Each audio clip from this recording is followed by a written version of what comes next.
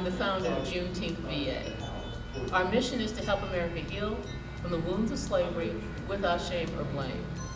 Our vision is to see Fort Monroe become a national venue for conversations about race and the development of anti-racist policies in America. Fort Monroe is a special, sacred location in America.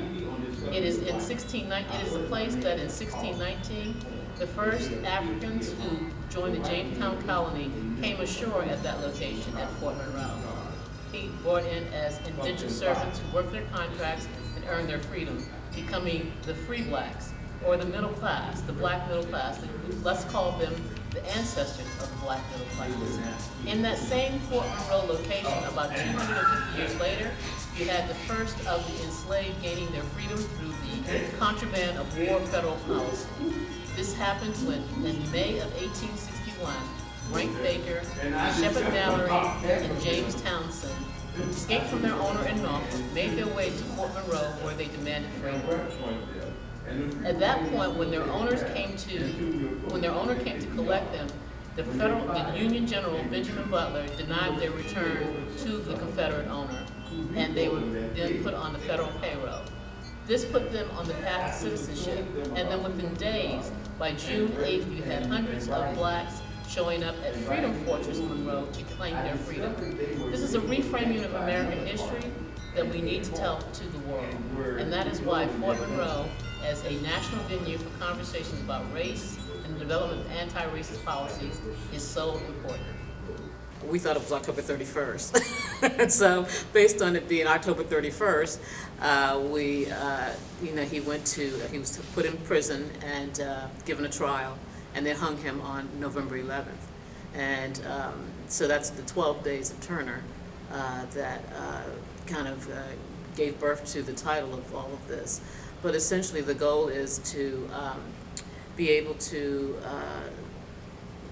lift up the Nat Turner insurrection and have people examine it from all directions. Because we know that he is considered by many to be a madman, and to others he was a prophet, right. An agent of survival. And somewhere the truth lies between those two, and we wanted to be able to share that. So today you're listening to the 12 days of Turner for the next 12 days, with an opportunity to participate if you should desire to. We want you to let us know what you think about the Nat Turner insurrection.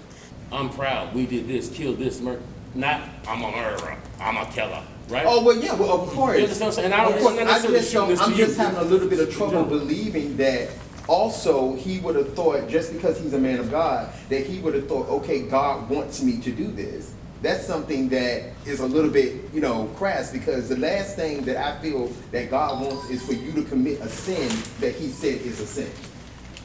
Is it a sin that you're killing the slave-holding class in the Old Testament world? Well, yeah, but see, that's the point. Gray is talking, that's what the hypocrisy of Gray was. You're talking about a sin that you're also committing too. Mm-hmm. But then he was trying to paint Turner as this type of person when he was committing the same sin. But the issue that I'm having is that, people say God told me to do so. Mm-hmm. Because as he said, I don't tell you to kill people. That's not my mission. That's not what I was brought here for. The Old Testament God does tell people.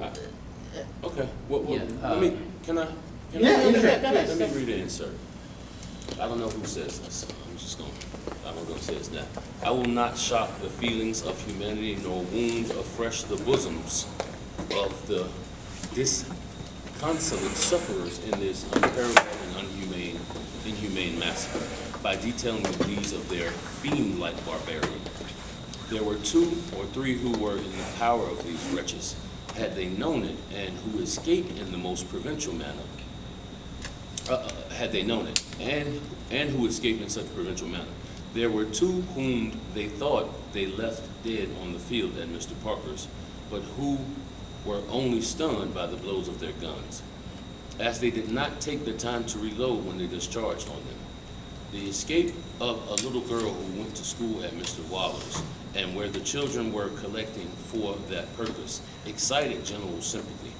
As their teacher had not arrived, they were at play in the yard, and seeing the Negroes approach, she ran up on the dirt chimney, such as are common to log houses, dirt chimneys, and remained there unnoticed during the massacre of the 11 that were killed at this place. She remained on her hiding place till just before the arrival of a party who were in pursuit of the murderers. When she came down and fled to a swamp where a mere child as she was, with the horrors of the late scene before her, she lay concealed until the next day. When seeing a party go up to the house, she came up, and on being asked how she escaped, replied with the utmost simplicity, "The Lord helped her." She was taken up behind a gentleman of the party and returned to the arms of her weeping mother. Miss Whitehead concealed herself between the bed and the mat that supported it, while they murdered her sister in the same room, without So that would discovering be her. Thomas Gray talking at that Talking point? about what happened on the insurrection with a young white child is what it seems like to me. So let me just put this into the mix. Every story got two sides, and then there's like a truth, right? Right. So if his truth, if his side is God told me this is, I've witnessed this for 10 years of my adult life. I've prayed to my God. I've read my word, right? And now, after signs and wonders and years of becoming this man, I've baptized the white man, right? So my relationship with Most High should not be questioned. And in theory, his actions should be questioned, right? Because we can't test his heart, right? We can't question his heart. He baptized a white man, right? So that's supposed to give him credit? I'm not saying that, but I'm saying that he's always... Because if I don't do it, you know, we will never get to a place where I want to be. But the key part in that is that this was all his thinking. I don't feel like it had anything to do with God in particular. This was something that he wanted, him. But he was seeing signs from God. Right. He felt that he was being If guided by there God. is any truth at all in Gray's narrative, then he believed he was taking orders from God, and God wanted him to go Old Testament. Right. There But are if we want to play out that scenario and that scene, then why do we sit there and punish others who say the same thing? We had a man just in Texas say that the reason that he ran up into a pizza place Because God told him to. because God told him to. But this is what sets Nat Turner, you Which is know, what you above about to say is what I was trying to say. the Go for whole, the regulars. You Right. know, he was extraordinary in terms of his path. I mean, so Right. I don't negate. I believe in his path. His path was Right. righteous from the beginning. He Right. suddenly at the age of 4, he was able to read. Right. You know, Right. so he's been anointed in some way. Right. He was able to talk about things that happened Which is before he why was when born. you say it, does baptizing a white man give him that accreditation? Yes. To put your hands It's on the on list a white of man things. in water, in 18, whatever it was, amongst witnesses who are believers, yes. Who's to say he ain't the absolute first black man The to touch a white Catholics- man in the water ever in the To history become a of saint recorded history? in Catholicism, you have to go through the checklist, you know, in terms of That being makes able to sense. be declared a saint. You could be And the I first. think if that were the case in Christianity for it, Right. Nat Saint Turner Nat Turner, had a right. checklist that would to be Right. checked off, and he would qualify, you know, as, I mean, they called him a prophet, you know, and. He had his hands on a white man in the water with So, witnesses. Jamil, you're questioning As whether or simple as not that may sound. well, he should be allowed to be considered a hero or a madman. I'm questioning whether or not he should be, we should go off the opinions of a person or a man. It's just like, okay, put it like this. It's just like this. I can sit here and I can run into a burning building and save 5 or 10 kids. And when I come out of that burning building and I save 5 of them 10 kids, to the world, it may seem like, okay, I'm that hero. He's a hero by the standards of him saving 5 or 10 kids. Okay. But to me, it's a completely different thing. I'm not. As a matter of fact, Greg, I say it on my walk. When I do Billy Floyd, I say it all the time. You said I was a hero. I just call myself A patriot. a patriot. And the reason that I say that is because of those are the words of other people and the way that they think. But I don't feel like that's the way of, how. So you saying that Turner did not feel that he was a hero? I don't think, but no, I'm saying that if other people feel you are something, but that doesn't mean that he felt the same way. Right. So he may not have felt that he was a hero. Oh, he may not even felt that he was a prophet. That's what I'm saying. I think he did think he was a prophet. I think there was no way around it. Preaching The and word, spreading the right, word, right. and Until his death. and again, the signs that he received. I mean, blood on corn, that looked like dew or drops of blood on corn. The solar eclipse.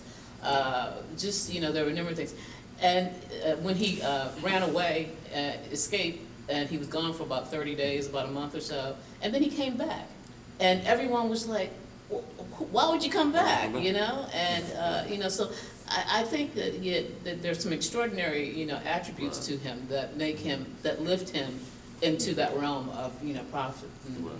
I think that all the evidence we have points to him believing he was a prophet. No. Of course, so did Charles Manson. So, And I was about to say that too. He ain't the only one. So did Billy, the dude from the Killings. Billy, everybody take the poison and die. Jim Jonestown. Jonestown. He thought he was a prophet But too. see, that's exactly to my point. Which is what you. Yeah, I pretty hear much you. just made my point. Yeah, that's what I'm Right. saying.